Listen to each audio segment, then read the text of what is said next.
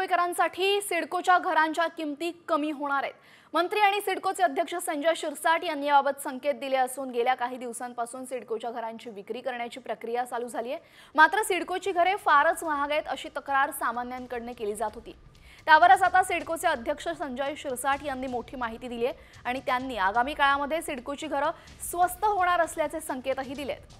तसंच मराठी माणूस शहराबाहेर फेकला जाऊ नये यासाठी सिडकोच्या जाचक अटी शिथिल करणार असल्याचंही त्यांनी सांगितलं असून यासह सिडकोच्या लॉटरीमध्येही मुदतवाढ देणार असल्याचं सांगितलंय। त्यामुळे आता